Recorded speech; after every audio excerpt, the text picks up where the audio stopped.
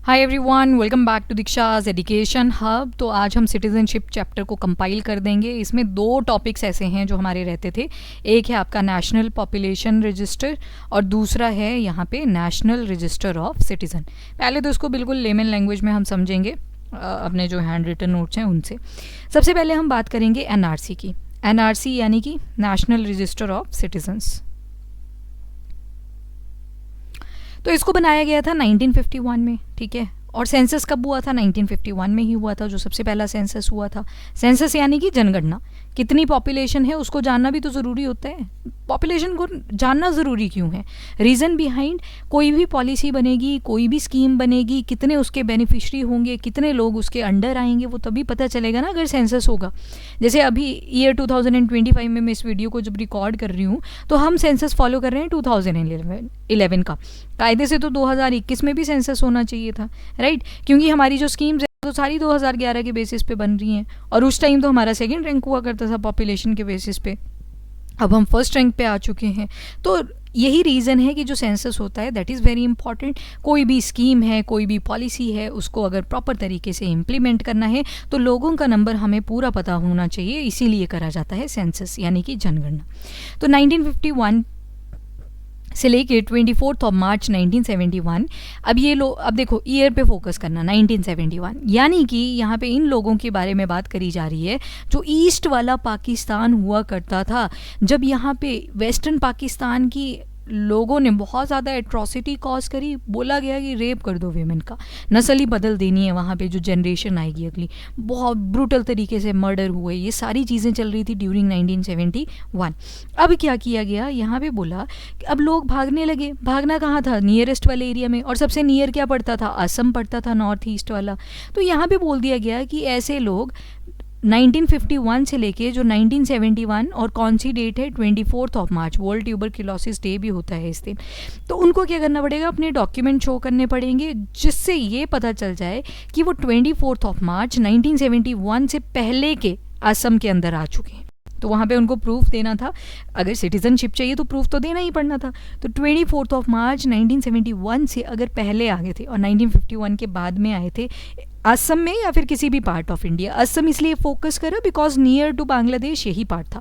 फिर फाइनली 16 दिसंबर को आप जानते हो 1971 बांग्लादेश की लिबरेशन वॉर हुई। इंडिया ने सबसे इंपॉर्टेंट रोल वहाँ पे प्ले किया था। तो बांग्लादेश लिबरेट हुआ जाके 1971। खैर आजकल आप न्यूज़ आर्टिकल में देखोगे कि जो वहाँ की सरकारें हैं दबा दी गई हैं, लोगों ने एजिटेशन शो कर दी है और जो वहाँ पे प्राइम मिनिस्टर थी उनकी पिक्चर्स वगैरह रिमूव कर दी गई हैं फ्रॉम द NCERT, जैसे हमारी होती है वैसे उनकी बुक से भी सारा रिमूवल कर दिया गया है, ठीक है। अगेन वही बात है, पचन बुद्धि लग जाती है उसके बाद कुछ नहीं होती। पचन बुद्धि हमारे पहाड़ी में कहते हैं। तो वही चीज़ें होती हैं। इतनी मुश्किल से लिबरेट करवाया था, उसके बाद दोबारा से आप उसी आइडियोलॉजी की तरफ जाना चाहते हो तो इसमें आपकी ही गलती होगी।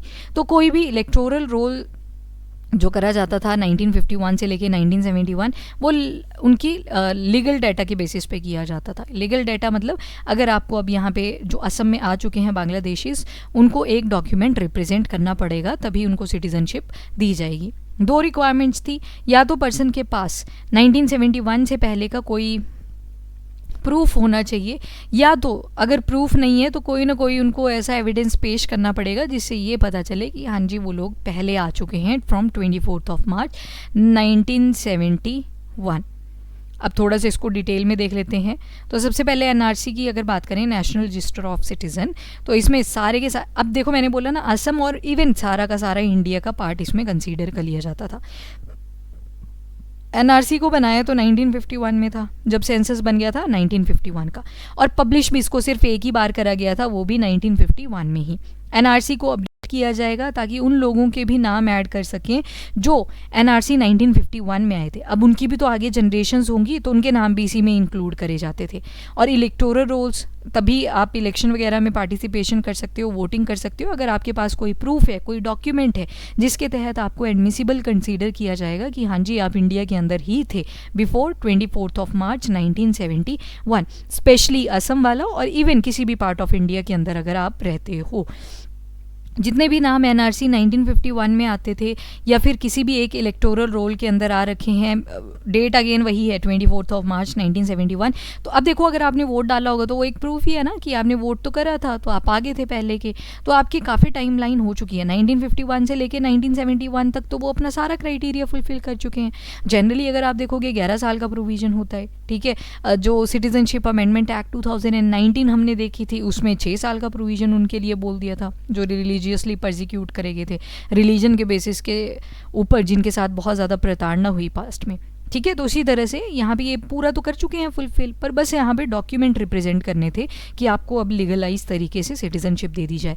बिकॉज बहुत सारे लोग रिफ्यूजीज़ कहाँ से आ रहे थे, फ्रॉम बांग्लादेश, यानी कि अर्स्ट वाइल ईस्ट पाकिस्तान से असम की तरफ और बाकी पार्ट्स ऑफ इंडिया की तरफ आ रहे थे।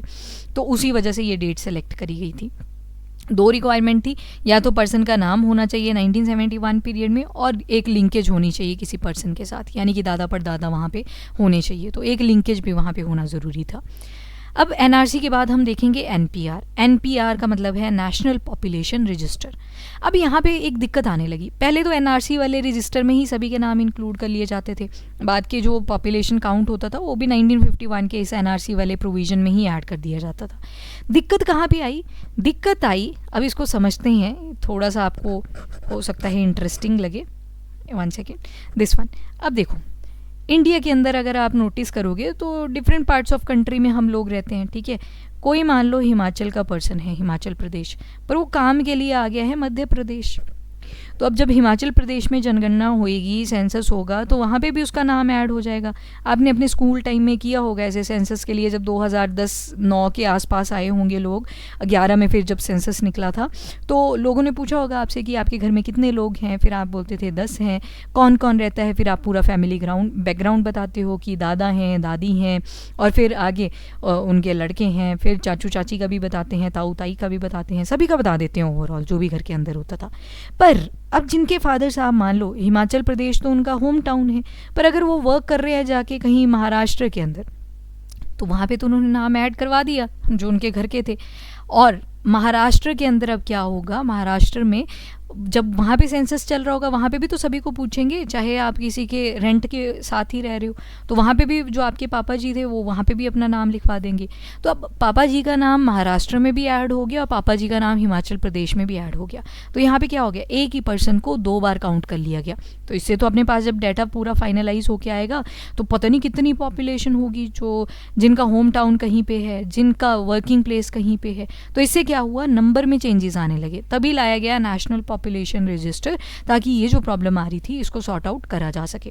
तो वही लिखा है कि आइडेंटिटी ऑफ जो है लोगों की, उनको जब डबल काउंटिंग हो जाती थी तो उस एरर को रिमूव करने के लिए यहाँ पे जो एनआरसी था उसकी जगह पे नेशनल पॉपुलेशन रजिस्टर लाया गया था, ताकि जो डबल काउंटिंग हो रही थी एक पर्सन की उसको अवॉइड किया जा सके। गवर्नमेंट ने डिसाइड किया कि नेशनल पॉपुलेशन रजिस्टर को हम home listing phase of census 2021 में ऐड करेंगे, पर ये जो सेंसस है 2021 वाला ये अभी तक हुआ ही नहीं है। 2011 के सेंसस पे ही हमारी सारी चीज़ें बन रही हैं।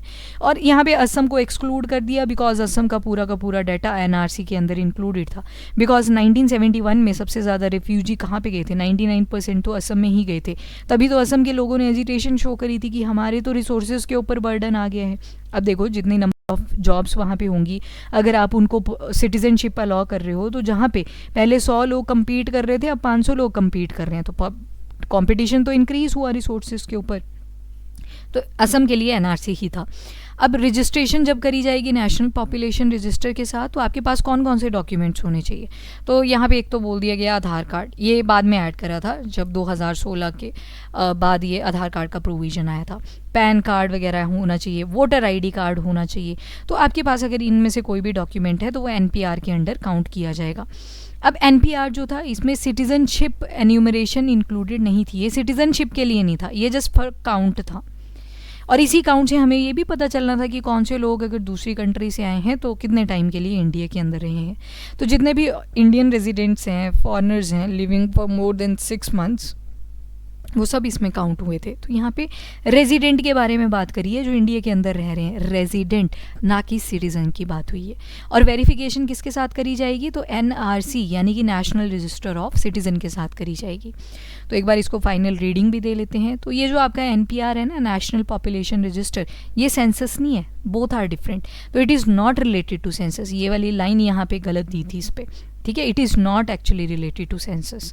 सेंसस जो है मैक्रो एक्सरसाइज होती है और इसको हर डेकेड में काउंट करा जाता है, यानी कि हर 10 साल के बाद एक सेंसस होता है। एज आई सेड, हम तो 2011 पे ही चल रहे हैं, 21 में होना चाहिए था कायदे से सेंसस।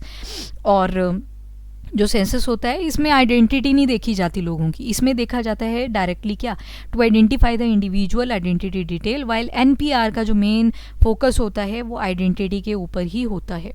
और जो गवर्नमेंट है वो डिसाइड करती है जब NPR को अपडेट करने के लिए किस बेसिस पे, हाउस लिस्टिंग फेज के बेसिस पे।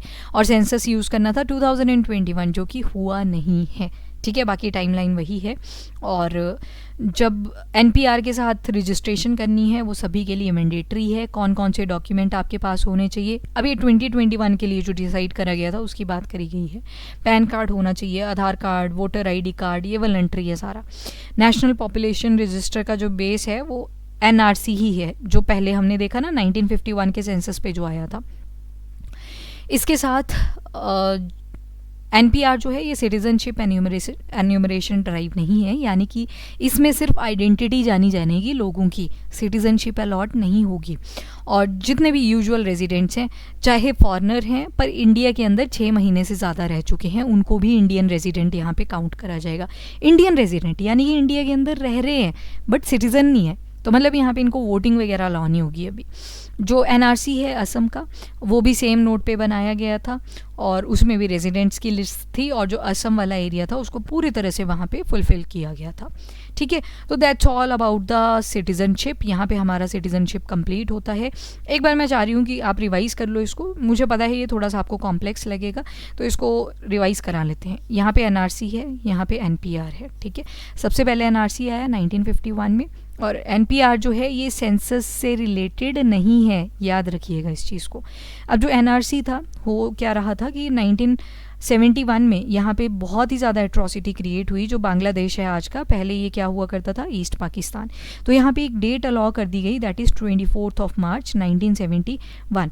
यहाँ पे अब सिटीजनशिप दी जानी थी। तो 1951 से लेके 24 मार्च 1971 तक बोल दिया कि जो लोग बांग्लादेश यानी कि पहले का ईस्ट पाकिस्तान उसमें से असम आ गए थे तो उनको सिटीजनशिप मिल जाएगी। प्रूफ दिखाना पड़ेगा, प्रूफ के लिए कोई डॉक्यूमेंट होना चाहिए। तो अगर 20 साल इनको हो चुके हैं बीच में टाइम स्लॉट में, तो उस केस में क्या होगा, इनके पास कोई ना कोई इलेक्टोरल रोल की स्लिप तो होगी पड़ी हुई ना, तो वो सारे लोग इसमें इंक्लूड कर दिए गए। तो यहाँ पे डॉक्यूमेंट शो करना ज़रूरी था। Similarly national population register, NRC के केस में असम में तो ज़्यादा लोग आए थे, पर ऐसा नहीं था कि बाकी पार्ट में नहीं गए थे, तो बाकी पार्ट्स में भी गए हुए थे। पर NPR में क्या देखा, NRC तो अब पुराना हो गया था, खैर इसमें डेटा तो काफ़ी टाइम के लिए हमने यूज़ किया। सेंसस कौन सा था, तो 1951 का था।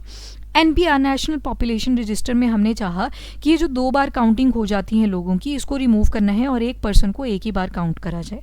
तो मोर ट्रांसपेरेंसी, मोर अकाउंटेबिलिटी के लिए NPR को लेके आया। यहाँ पे NPR का पर्पज़ है बिल्कुल आइडेंटिटी का, ठीक है, लोगों की आइडेंटिटी जानना। और ये सिटीजनशिप अलॉट नहीं करेगा, इसमें जस्ट आइडेंटिफाई करना है हमें लोगों को कि कौन सी कंट्री से कितने लोग आए हैं। 6 महीने से ज़्यादा अगर रह चुके हैं तो उनको इंडियन रेजिडेंट कंसीडर किया जाएगा, इंडियन रेजिडेंट, ना कि सिटीज़न।